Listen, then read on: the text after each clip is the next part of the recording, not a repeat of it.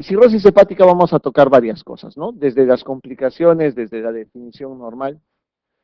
Primero, el hallazgo histológico de una cirrosis hepática es, si yo le pregunto, a ver, doctor, si le pregunto a usted qué es cirrosis, ¿qué me respondería? Así de sencillo, ¿qué es cirrosis? Degeneración hepática. No.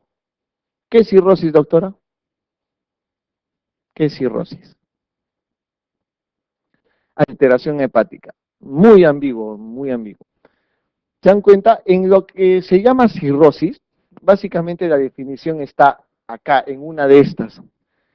Una cirrosis es una alteración estructural, obviamente funcional del hígado, en la cual tiene que haber dos componentes fundamentales, que son fibrosis hepática, ¿de acuerdo? Y nódulos de regeneración. Esa es la definición de cirrosis. Si no, no se llama cirrosis, ¿de acuerdo?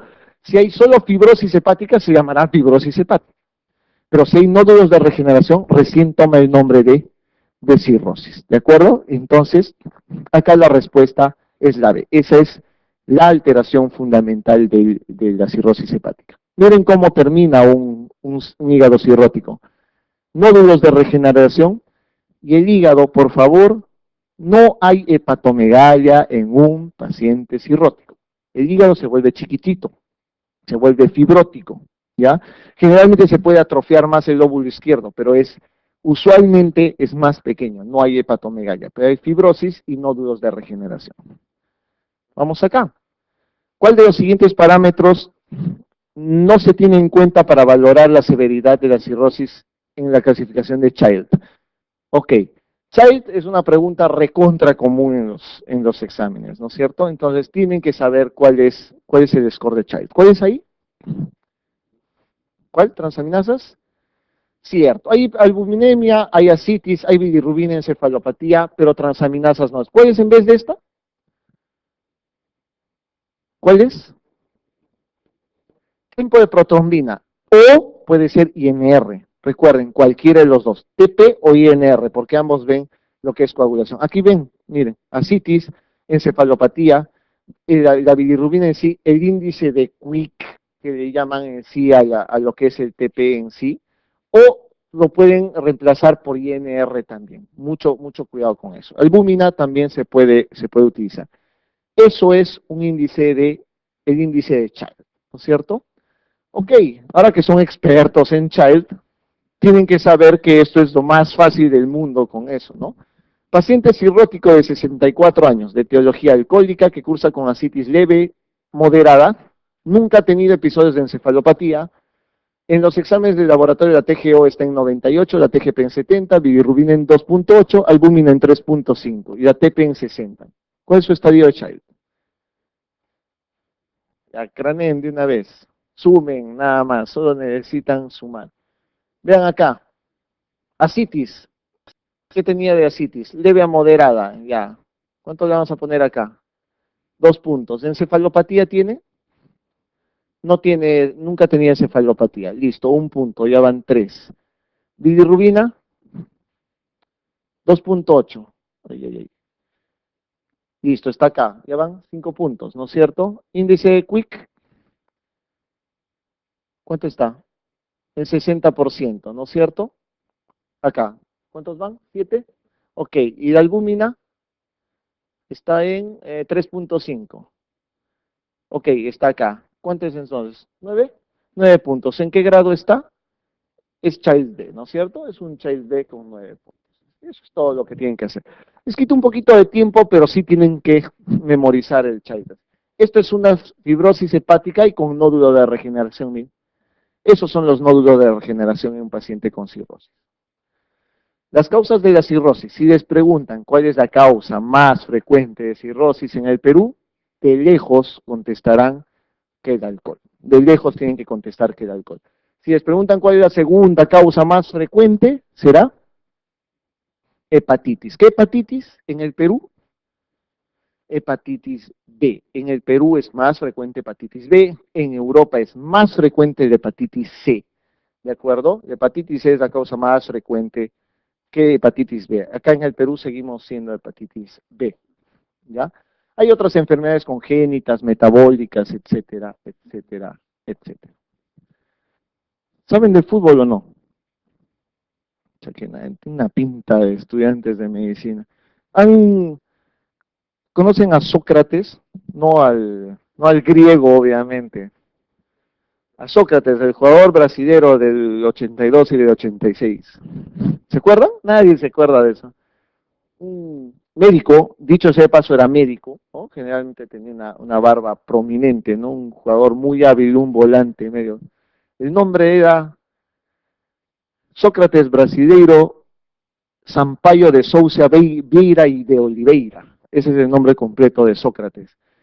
Sócrates muere de cirrosis hepática. Sócrates tenía cirrosis hepática en sí, ¿no? Y Sócrates es uno de los grandes jugadores y encima siendo médico era un chico que le entraba duro al alcohol, ¿no?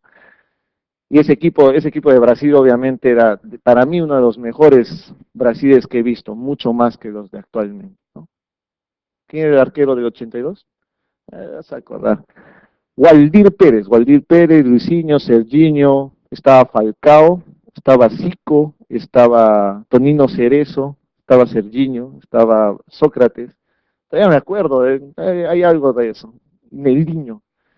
Esos eran, por ejemplo, un equipazo era ese equipo de Brasil. Pero acá lo anecdótico es precisamente eso, ¿no? Un médico, futbolista, pero con consumo de alcohol marcado, ese era Sócrates y falleció básicamente de cirrosis hepática, ¿no? Eso es importante para que vean que el tiempo de transcurso también, este chico muere, no era tan chico, tenía como 50, 55 años cuando muere, tenía aproximadamente 20 años de consumo de alcohol, ¿no? Y empieza a hacer un deterioro y en el momento que muere hace una hemorragia digestiva alta y además de ser una hemorragia digestiva alta, termina con una sepsis, sí, porque seguramente era cítico y termina con peritonitis bacteriana. O sea, tiene todas las complicaciones de una cirrosis hepática en sí. Laboratorialmente, un paciente con cirrosis puede tener esto, ¿no? Transaminasas elevadas, albúmina, inmunoglobulinas, todo esto se puede alterar. Típicamente, doctores, esto existe en un paciente con cirrosis. Hay plaquetopenia. Y ustedes tienen que saber por qué hay plaquetopenia. La plaquetopenia hay porque usualmente el paciente con cirrosis tiene hipertensión portal, ¿no es cierto? Hay hipertensión portal. Si hay hipertensión portal, por mecanismo retrógrado, el vaso empieza a crecer. Hay esplenomegalia. Y si un vaso crece y hay esplenomegalia, su función aumenta. Y eso se llama hiperesplenismo. Y el hiperesplenismo produce destrucción de plaquetas, cuyo tiempo de vida medio es, doctor, pregunta de examen, ¿cuánto vive una plaqueta? Doctor, ¿cuánto vive una plaqueta? ¿Cuánto vive? Doc, a este lado vive 7, acá ¿cuánto vive? 7 días, ¿no? ¿Y cuánto vive un eritrocito? 120 días. Ese es el motivo por el cual en un hiperesplenismo, por cirrosis, primero hay plaquetopenia y más tarde puede haber un poco de anemia si es que no hay hemorragia. Pero eso es precisamente por lo que se mantiene mejor. Vamos a ver un poquito de ascitis, ya vamos a hablar un poquito de ascitis en sí. Ya saben que es la acumulación de líquido en la cavidad abdominal. Doctores, si les preguntan cuál es la causa más frecuente de ascitis, es la etiología cirrótica, es decir, la etiología por hipertensión portal en sí. Es la complicación, obvio, más frecuente de la cirrosis hepática. Miren cómo es una ascitis. Linda hernia, ¿no? Llamada protuberante hernia acá, ¿no? Veamos este caso clínico. Un varón de 54 años, alcohol 2 veces por semana por 25 años, rica vida, ¿no? PVC hace 2 años en tratamiento completo. ¿Alguien me puede decir realmente qué tipo de ascitis es esta? ¿La causa? ¿Es esta o es esta? ¿TB o es alcohol? ¿Por eso me podrían dar una respuesta?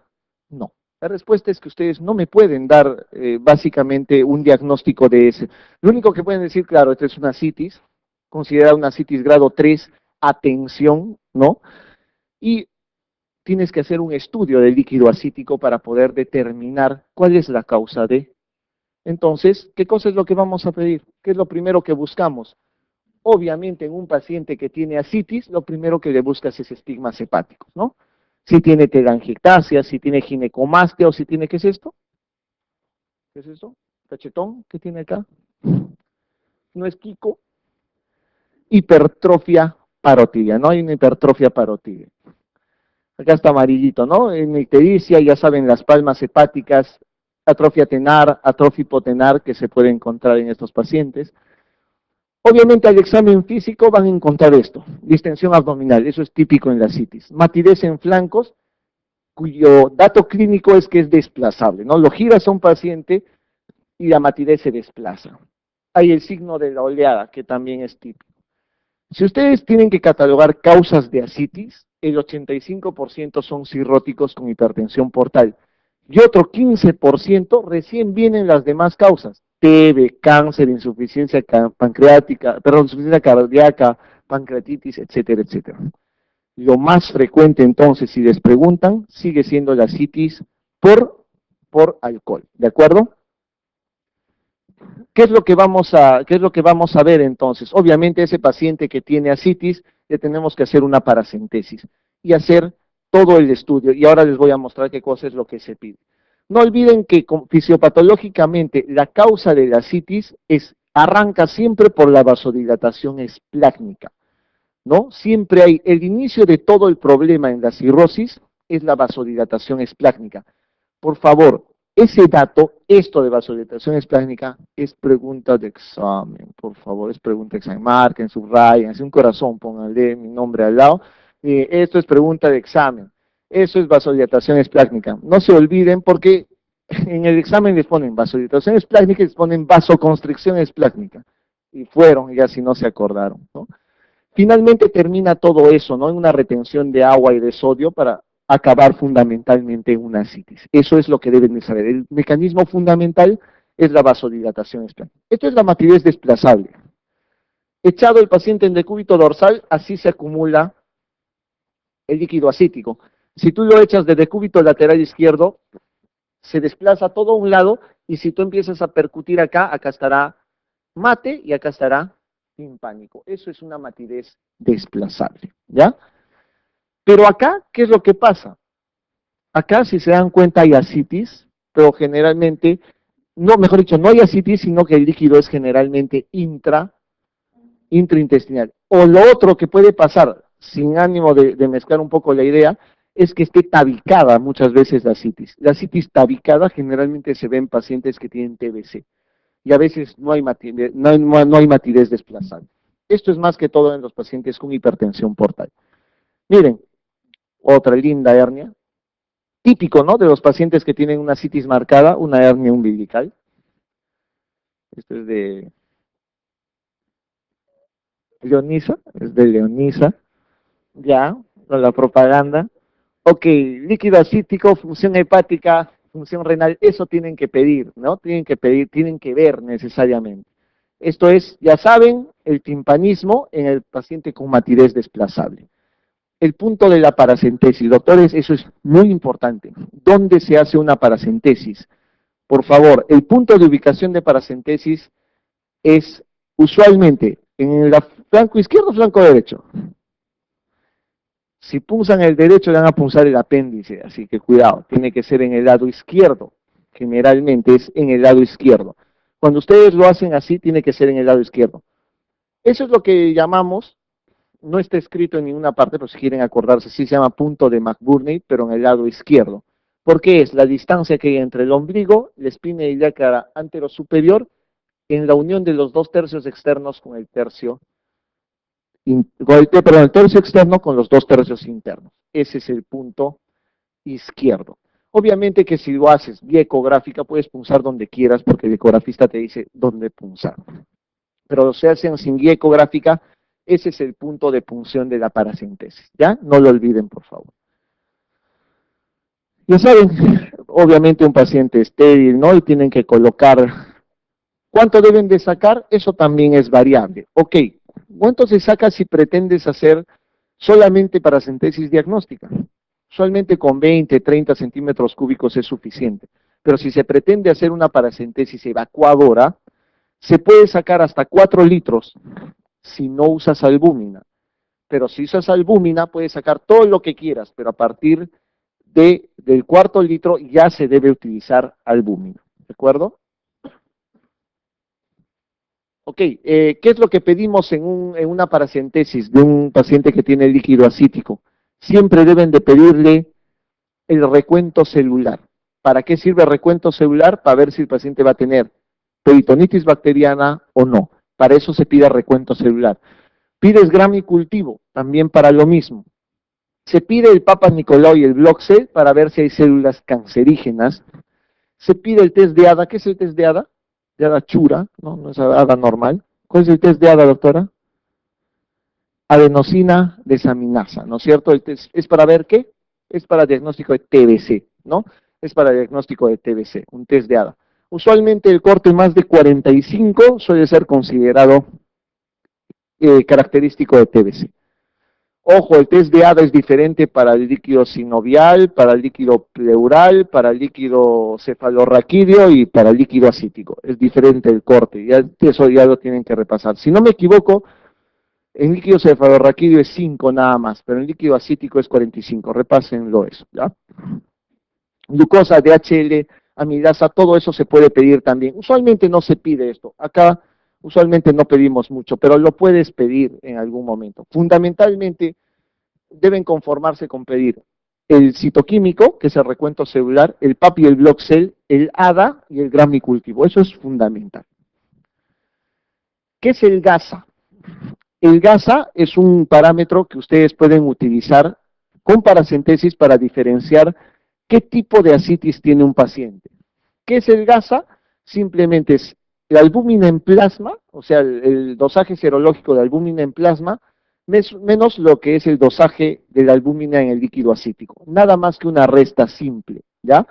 Si es más de 1.1 esa diferencia, usualmente es hipertensión portal. Y acá tienen cuáles pueden ser en cada una de ellas. Si es más de 1.1, piensen en cirrosis casi siempre. Puede ser insuficiencia cardíaca, metástasis o trombosis de la vena porta, pero la mayoría de veces es cirrosis. Pero si es menos de 1.1 ese GASA, quiere decir que ese líquido acítico tiene mucha proteína. Y si tiene mucha proteína es porque es un exudado. Y si es un exudado, eso aparece en cáncer, en TB, en ascitis pancreática, en lípidos, eso es en lupus, perdón, cuando hay mayor cantidad de proteínas, ¿ya? Eso se llama GASA. Ok, obviamente hay pacientes que tienen característicamente algunos colores en lo que es el líquido acítico. Usualmente el líquido acítico suele ser amarillo citrino, como en este caso. Si es así, se llama ascitis quilosa, y eso es característico, no patognomónico, de pancreatitis, ¿no? De una ascitis pancreática, o bien de rotura del conducto torácico, por ejemplo, ¿no? Eso puede ocurrir. ¿Y esto qué es? Sangre. Si es hemático, ¿a qué nos referimos? ¿Qué enfermedad? Usualmente cáncer. Si es que no coagula, cáncer. Si coagula es porque han pinchado la epigástrica y... Es cierto, de verdad, si ustedes punzan, empieza a salir sangre, no se asusten, primero vean si coagula abajo o no. Si coagula inmediatamente es porque han punzado un vaso. Si no coagula es porque es un líquido hemático y eso puede ser en cáncer o en TB algunas veces, más que todo en cáncer. Esto es para diagnóstico de ascitis. Igualito, podemos tener un gráfico en el cual nos pueda ayudar. Ya saben, si el gas es mayor de 1.1, estamos hablando de hipertensión portal, siempre, ¿no? Si es menor de 1.1, podemos pensar en TBC o en cáncer, entonces la cosa varía. Si es más de 1.1, pero los polimorfonucleares son mayor de 250, el diagnóstico es peritonitis bacteriana espontánea. Doctores, esa es la definición de PBE, por favor, definición de peritonitis bacteriana espontánea.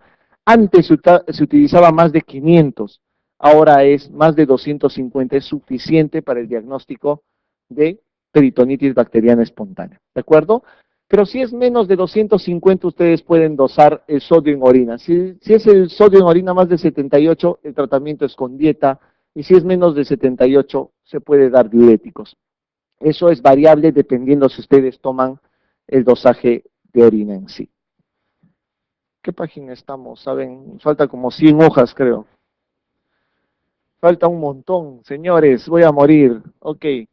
En nuestro paciente, a ver, en nuestro paciente, miren, este paciente tiene albúmina sérica 2.5, albúmina de líquido acítico 0.5. ¿Cuánto es el gasa? 2. 2.5 menos 0.5, 2. O sea, es más de 1.1, eso es hipertensión portal. Tiene un test de ADA negativo, entonces ese gas es 2 y es una hipertensión portal simplemente. Ese es el diagnóstico, así simplemente se hace el diagnóstico de un líquido acítico. Cuando se hace una paracentesis, siempre que tengan un paciente con ascitis, siempre lo deben de punzar, siempre. Esa es la indicación más importante. Si hay sospecha de PBE, obviamente con más razón, pero todo paciente que tenga ascitis lo deben de punzar. Estos son los grados, y eso sí me interesa que lo sepan. ¿Cómo se clasifican la citis? La citis en el grado 1 es esa citis que ustedes, puede ser mi abdomen así, esbelto y plano perfectamente, pero puedo tener ascitis por ecografía, ¿no? Entonces, ecográficamente es un grado 1, no te rías, doctora, puedo tener ascitis, sigo plano. La citis grado 2 es una citis que generalmente ya se ve, pero no es una marcada, no está tensión, o sea, sí se ve clínicamente y puede haber matidez desplazable. Y la citis grado 3 sí es una citis a tensión, como la gran mayoría de imágenes que han visto. Esa citis en la cual está muy distendido, la piel está muy brillante y hay circulación colateral. Ese es un grado 3. La citis puede ser refractaria al tratamiento, pero eso lo vamos a ver en un ratito, que es lo resistente y lo intratable. Para empezar, ¿cómo se trata la citis? Y eso ya lo tienen que saber porque existen guías de manejo de esto, ¿no? Primero, todo paciente que tiene ascitis, tienes que restringirle el sodio. Esos pacientes que te sacan la vuelta típicamente son los que les das sin sal y se aumentan sal y empiezan a consumir. Y eso hace mayor retención de agua y sodio. Eso es típico de los pacientes cirróticos. Se puede usar diuréticos o se puede hacer una paracentesis evacuadora, ¿no? Uno, la restricción de sodio. La restricción de sodio, un plato usual de comida que ustedes dicen cero sal, sí tiene sal todavía por el propio alimento y es este mínimo, 2 gramos por día. O sea, esta comida que ustedes le ponen no sal, por el propio componente alimentario tiene 2 gramos de mínimo de sal por día. Entonces eso es más o menos 88 mil equivalente, a pesar de que le pongan cero sal. Ya eso es lo mínimo, ¿no? Se debe medir la excreción urinaria de sodio. Doctores, hay dos formas de hacer el tratamiento de una citis desde el punto de vista farmacológico. Uno es tratar, obviamente, dar furosemida y espironolactona es lo ideal. Eso siempre se debe hacer, furosemida y espironolactona. Lo que usamos usualmente nosotros es dar paralelamente furosemida y espironolactona. La dosis no es la dosis cardíaca que ustedes conocen de espironolactona. Se arranca con 100 de espiro y se arranca con 40 de furo. ¿Recuerdan qué mecanismo de acción tiene la espironolactona? Dentro de sus acciones está que es un diurético ahorrador de potasio. ¿Qué hace la furosemida? Es un diurético que elimina usualmente el potasio. Entonces se antagonizan ambos y por eso es mejor utilizarlos juntos, ¿ya? Para no producir desequilibrios hidroelectrolíticos. Todo paciente que tenga citis le das espironolactona y furosemida, 100 y 40 de furosemida. ¿Cuánto tiempo evalúa si realmente está yendo bien? 3 a 5 días. ¿Cómo evalúas eso? Por el peso. Todo paciente que le vas a dar el diurético tiene que bajarte medio kilo por día. Tienes que pesarlo sagradamente todos los días, ¿ya? Medio kilo por día, si es que no tiene edemas. Pero si tiene edemas, puede bajar hasta 1 kilo por día. No se excedan, tampoco le bajen 2, 3 kilos por día, porque pueden producir un síndrome patorrenal.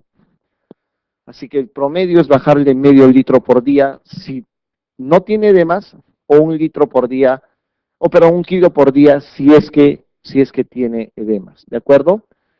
¿Qué pasa si vuestro paciente sigue ascítico? Lo han pesado diariamente y no baja de peso.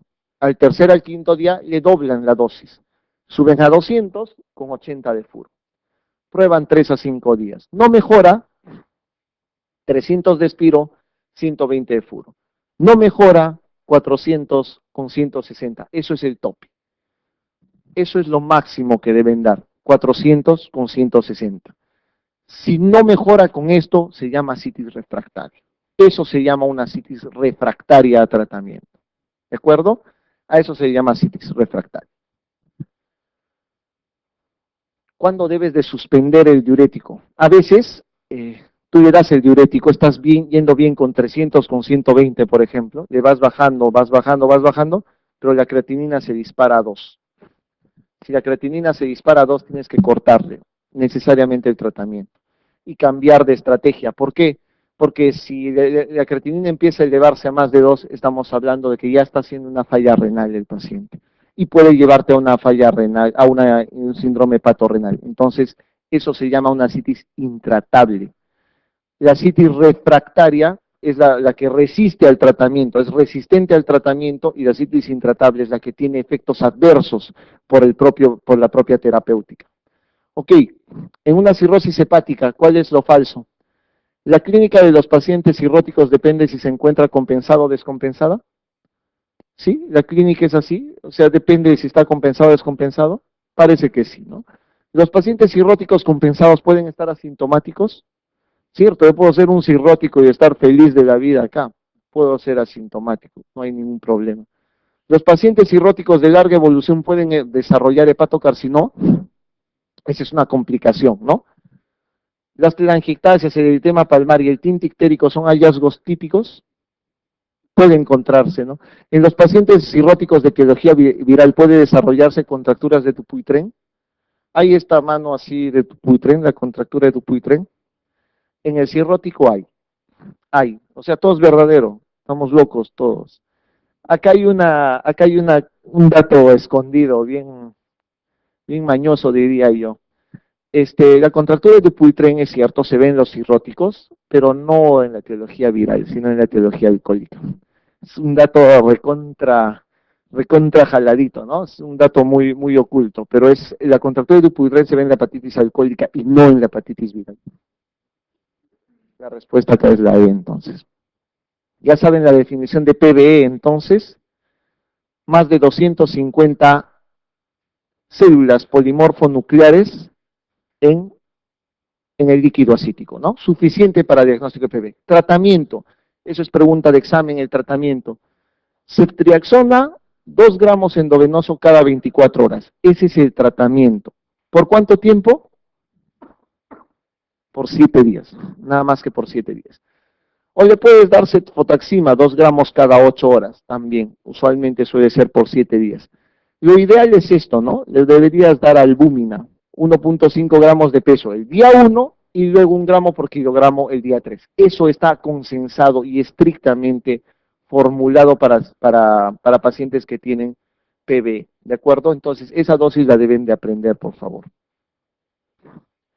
No olviden ese dato que les he estado mencionando, asitis resistente es la que recurre a pesar de la restricción de sodio y diuréticos a dosis máxima.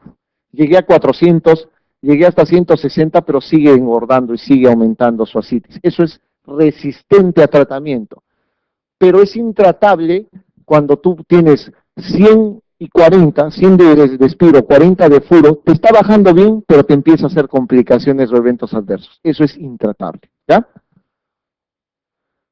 En síndrome hepatorrenal, doctores, tienen que tener en consideración que existen esos 6 criterios diagnósticos, los 6.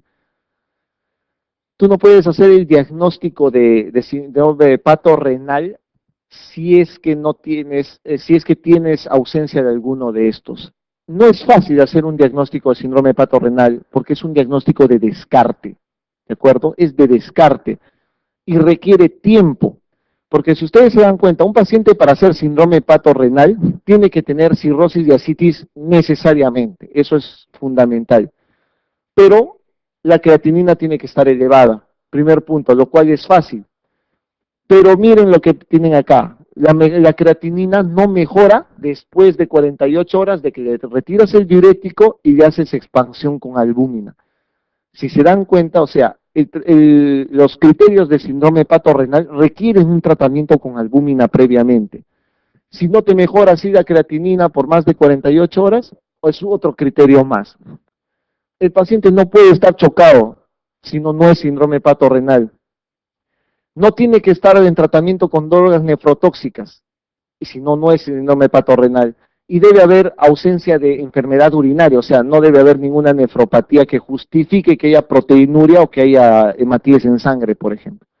Se dan cuenta, es un poco complicado, ¿no? Tiene criterios el síndrome hepatorrenal, y esos son los 6 criterios que se utilizan.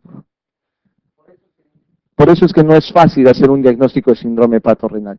¿Qué más deben aprender en síndrome hepatorrenal? Que existen 2 tipos, el tipo 1 y el tipo 2.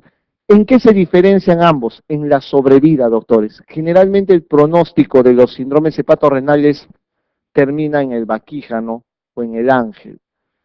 O sea, el pronóstico es malo. El síndrome hepatorrenal tipo 1 se muere en 2 semanas. Y el síndrome hepatorrenal tipo 2 se muere usualmente en 6 meses. Eso es casi siempre. Es un deterioro más lento el tipo 2. Eso es lo que deben de saber ahí. ¿Por qué se produce el síndrome hepatorrenal? Ya saben ustedes que fundamentalmente es la producción de vasodilatadores y nuevamente la acción de la translocación bacteriana que produce al final, ¿qué? La respuesta vasopresora.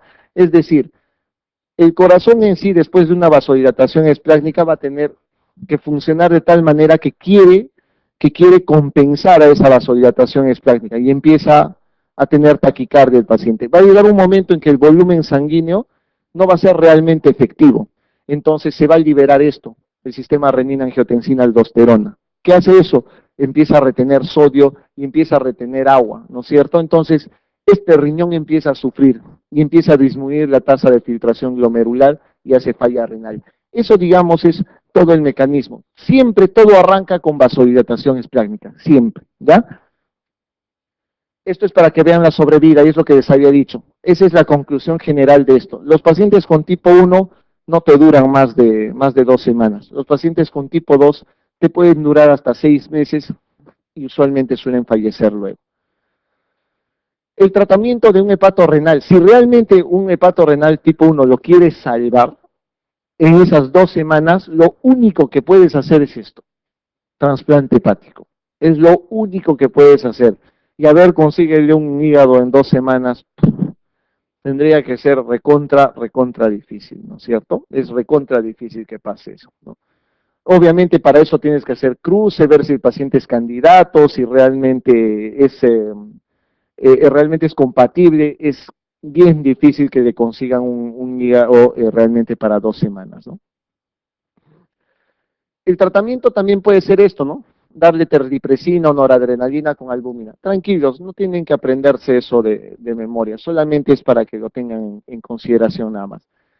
El tratamiento del síndrome hepatorrenal tipo 2, también tienes que evaluar trasplante hepático. Como esto te demora 6 meses, acá ya es un poquito más manejable, ¿no es cierto? Por lo menos ya tienes tiempo para que este paciente entre en lista de espera. Por lo menos ya se puede llegar a eso, ¿no?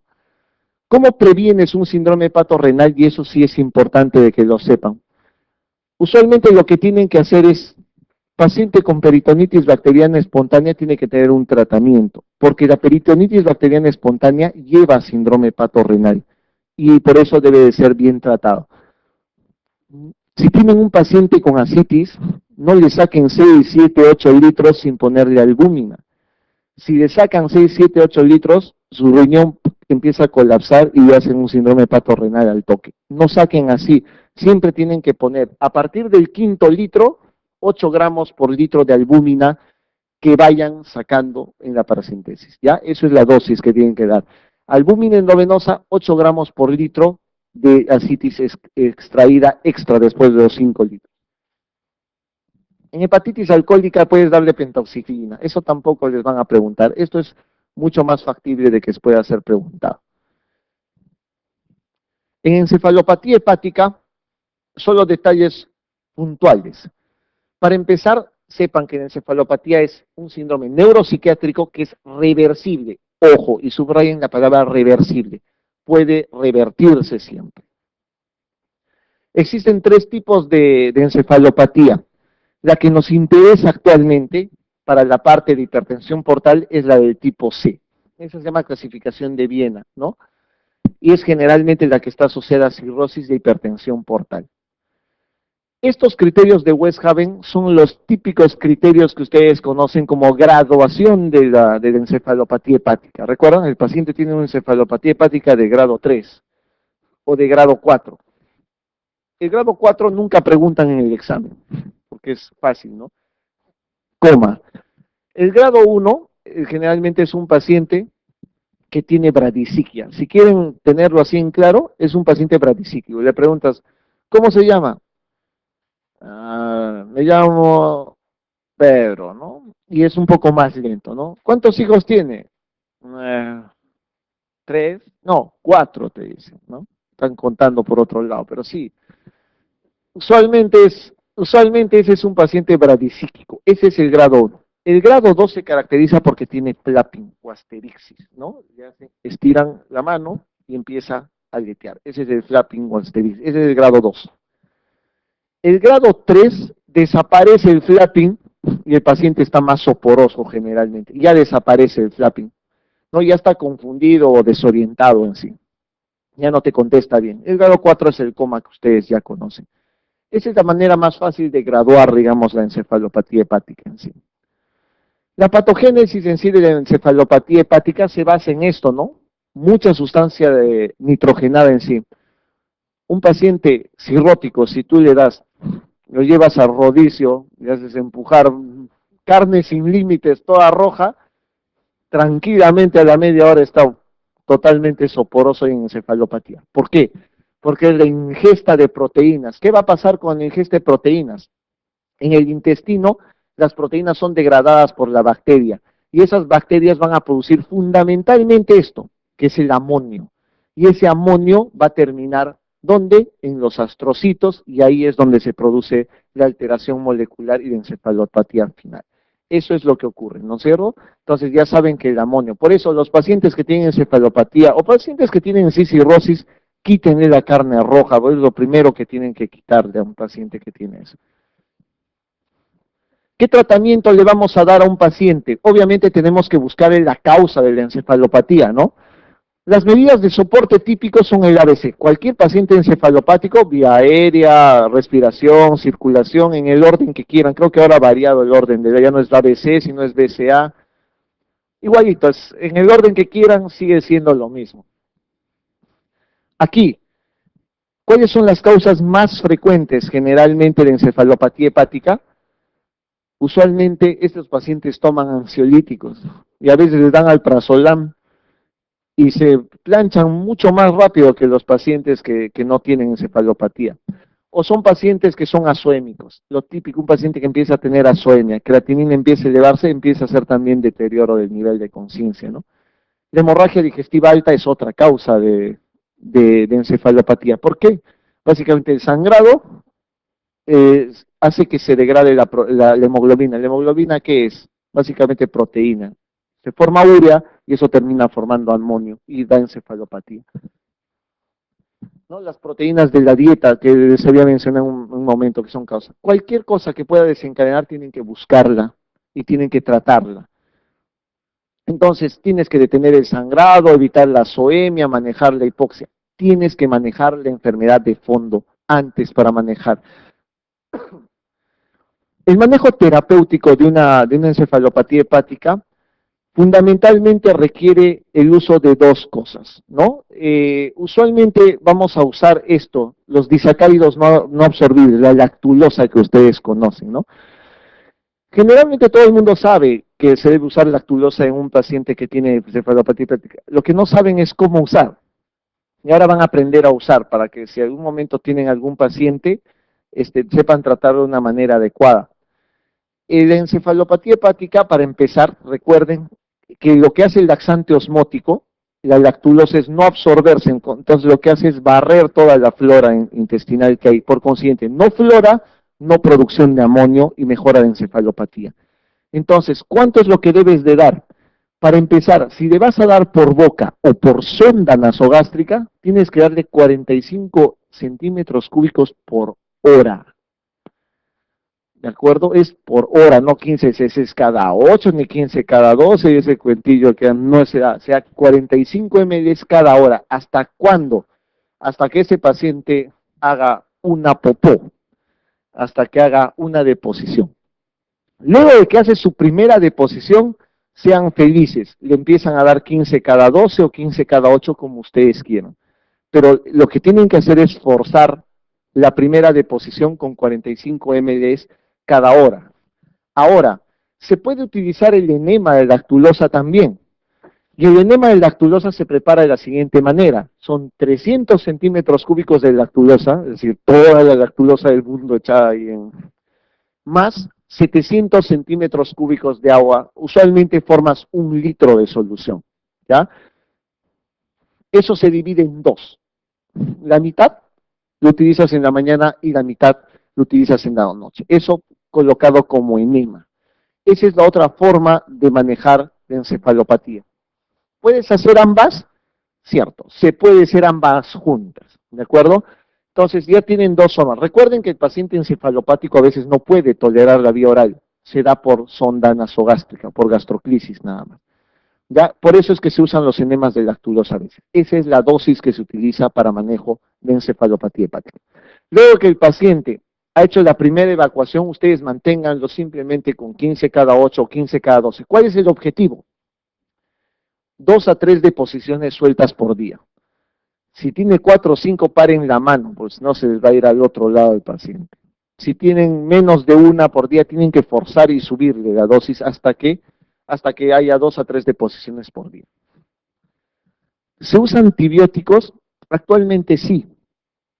La idea de usar antibióticos para encefalopatía hepática es lo mismo que les he dicho con la lactulosa. Eliminar la flora, que es productora finalmente de urea y de amonio. Entonces se utiliza antibióticos que no sean absorbibles y se utilizaba metronidazol y neomicina. Actualmente hay un fármaco que es de elección y es este de acá, que se llama rifaximina, y sí tenemos en el mercado, ¿de acuerdo? Hay en el Perú rifaximina, es muy bueno y es tan efectivo como la lactulosa para el manejo de encefalopatía. Y aquí tienen la dosis, o 550 2 veces al día o 400 3 veces al día. Y es bastante bueno, tan útil como es en este caso la lactulosa. Claro, obviamente, si le da rifaximina, el paciente tiene que estar por lo menos algo consciente, ¿no? Esa es la primera gran cosa que deben de tener en consideración. Otras terapias que se han probado, sumacenil, ornitina, zinc, aminoácidos, se han probado, no son muy utilizados en el Perú, son utilizados, se ha demostrado cierto efecto y tienen que tomarlo en consideración. Manejo nutricional, si bien es cierto que les he dicho que no lo lleven a rodicio, ¿no? O sea, que no le den dieta hiperproteica, tampoco tienen que darle dieta hipoproteica, porque el paciente cirrótico es un paciente demasiado adelgazado a pesar de la citis. Entonces tiene que ser una dieta normoproteica, ¿ya? Es una dieta normoproteica la que debe utilizar. ¿Qué manifestación clínica produce la cirrosis hepática con mayor frecuencia? Están groggy, creo, peor que yo está. A ver, ¿cuál es? Hemorragia, coma, ascitis, marcada ictericia, hepatomegalia, doctora. Perdón. Ascitis, respuesta falsa. Generalmente es una hemorragia. Usualmente, pero esto es muy variable. Como manifestación clínica más frecuente es muy probable que sea ascitis. Usualmente esto lo deberíamos modificarlo de alguna manera. Realmente a mí me parece que esto debe ser la complicación más frecuente que suelen tener, pero más que manifestación clínica. Eso es un poco variable. Hay preguntas así que son un poco movidas para esas cosas. Hay una cosa que es muy poco frecuente, que es, por ejemplo, que dé hepatomegalia. Ya les he dicho que lo que da usualmente es hígado un poco más pequeño.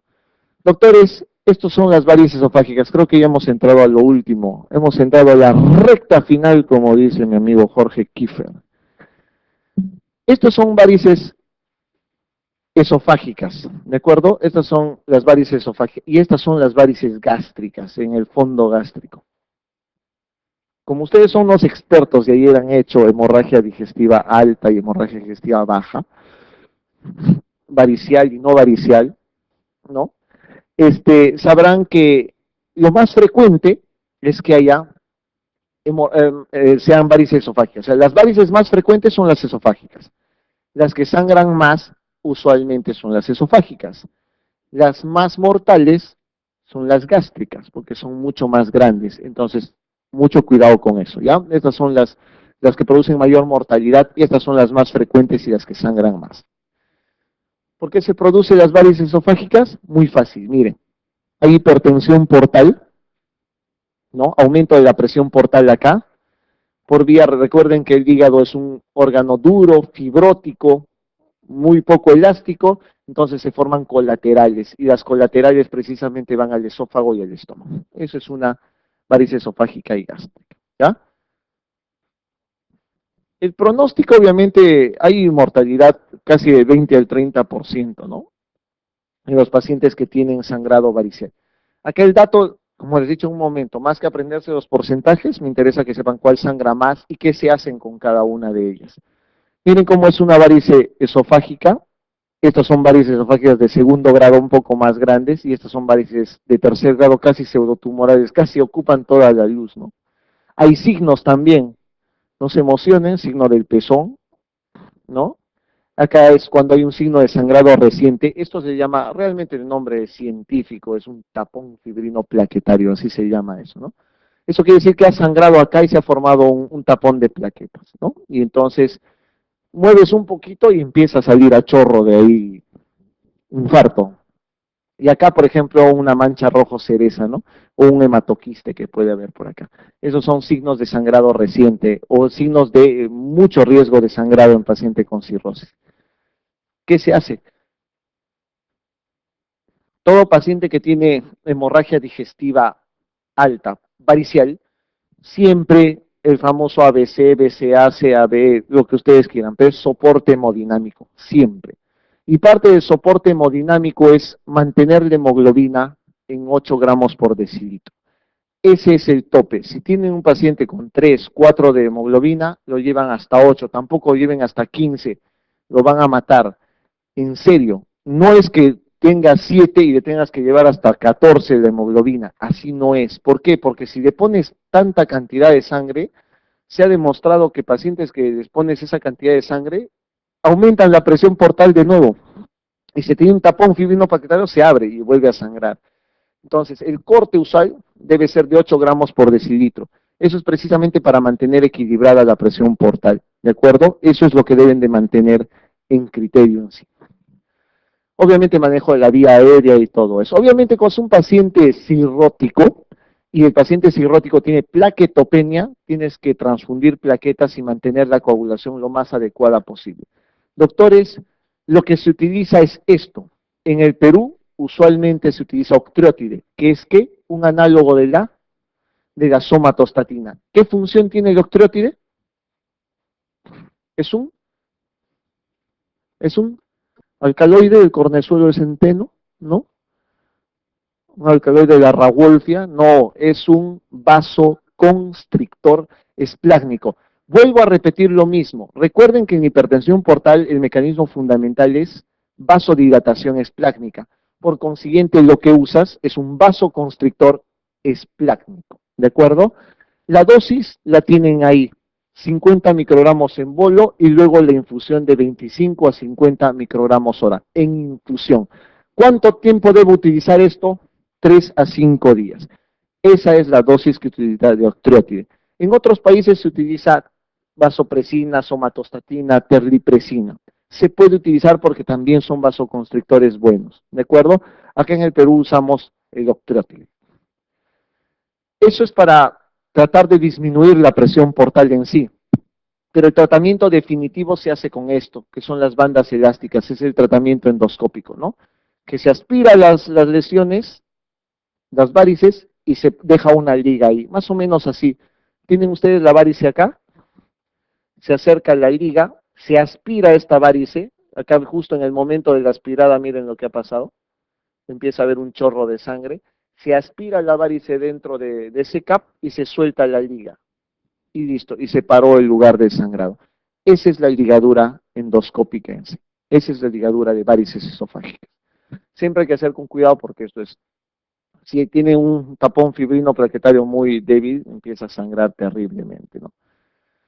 Las terapias de rescate en una hemorragia varicial, la sonda de Sengstaken-Blakemore, ¿saben? Que tiene sus indicaciones en sí. La sonda de Sengstaken que pueden utilizar es el tratamiento con balón o TIPS y cirugía. ¿Qué es el TIPS? ¿Recuerdan? Se llama shunt, porto sistémico transyugular. Shunt, porto sistémico transyugular. ¿Qué cosa es el shunt? Simplemente hacer un bypass entre la vena porta y la cava.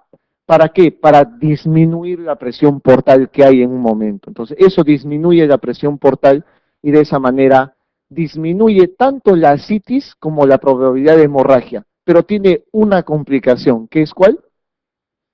Encefalopatía hepática. ¿Por qué? Porque ya se ha abierto un canal por donde va a pasar todo el amonio y se va a ir a la circulación sistémica. Eso puede pasar con los pacientes que tienen TIPS. Te mejora muy bien la citis refractaria, mejora muy bien la hemorragia digestiva alta, pero te puede dar, fácilmente te puede dar encefalopatía hepática.